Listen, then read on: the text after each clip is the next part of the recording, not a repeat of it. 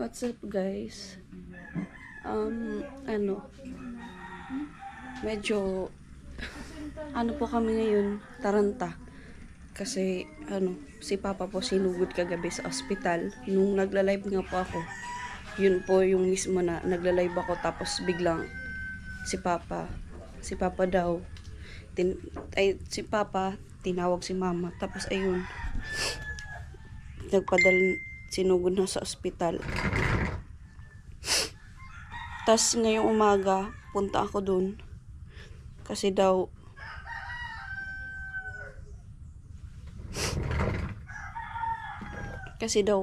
may mga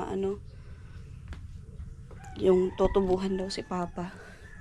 Pero di pa kami di pa napag tubuhan talaga. Kasi, ako may na ako niyan, may trauma ako nun sa tubo na yan. Kasi nung yung mama ko, sinugod din sa ospital.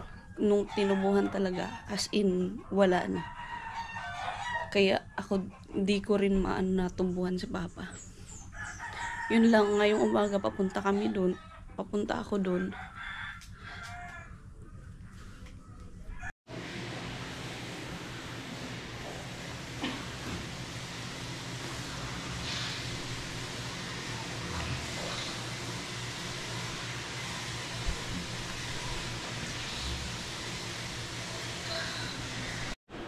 So, and po, andito po kami sa ospital. And, ito nga po yung dahilan kung bakit nag-end yung live kagabi agad.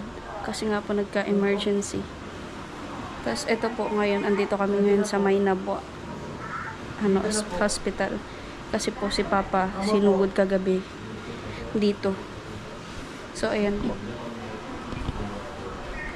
Bawal ata akong mag-video.